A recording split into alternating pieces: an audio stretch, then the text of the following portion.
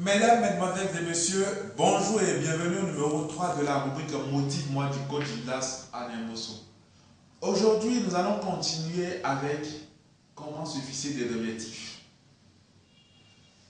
D'abord, je dirais qu'un objectif n'est pas juste des phrases, mais plutôt des réponses à des besoins que nous avons.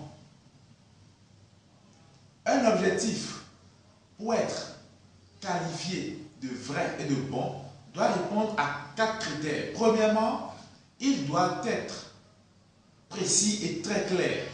Deuxièmement, il doit être placé dans un espace temporel. Troisièmement, on doit pouvoir l'évaluer.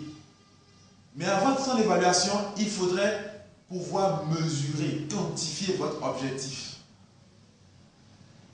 Pour illustrer un peu ce que je veux dire, je nous invite à faire un tour dans mon livre du rêve à la réalité, juste un pas, précisément la page 21, où j'ai dit se fixer des objectifs clairs et bien précis. En premier, un homme qui veut réussir sa vie et réaliser ses rêves doit avoir des objectifs bien précis et une vision très claire de ce qu'il veut. Pour cela, il doit chercher à connaître ce qu'il veut en réalité, point de départ de la connaissance du rêve concret, d'un rêve concret. De nos jours, nous manquons d'objectifs de vie et nous subissons la vie. Par défaut d'objectifs, nous n'arrivons pas à tracer l'itinéraire de notre vie.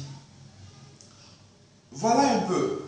Par défaut d'objectifs, nous n'arrivons pas à tracer l'itinéraire de notre vie. Mais quel est l'itinéraire de notre vie?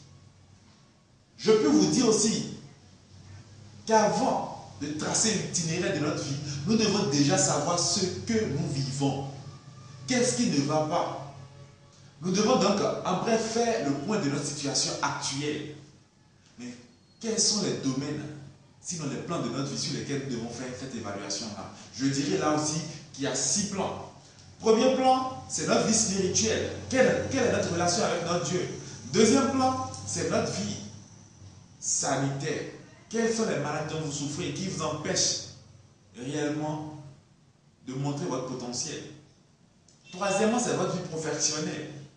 Quatrièmement, c'est votre vie familiale et affective. Cinquième plan, c'est votre vie financière. Vous pouvez avoir un bon emploi, avoir un bon revenu. Si vous avez une mauvaise gestion financière, c'est que rien ne marchera. Et dernièrement, nous aurons notre vie sur le plan du développement personnel. Quelles sont nos relations avec les autres? Quelle est notre relation avec nous-mêmes d'abord? Et quels sont nos loisirs? Voilà quelques éléments que je peux mettre dans le développement personnel.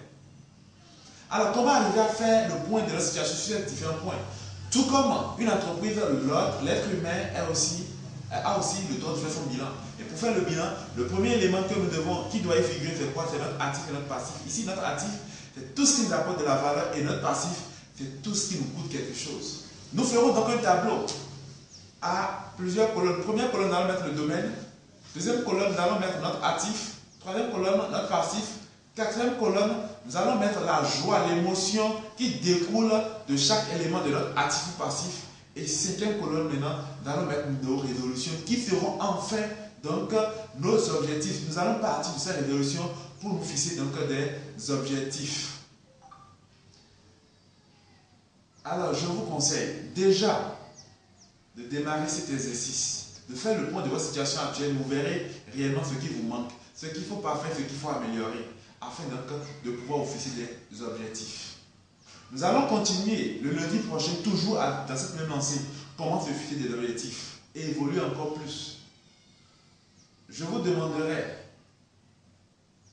de vous procurer du livre, du rêve à la réalité, juste un pas, pour mieux comprendre encore cette thématique, comment se fixer des objectifs. Aussi, n'oubliez pas de visiter notre page Coach Gildas Anemboso et de laisser vos commentaires. Merci.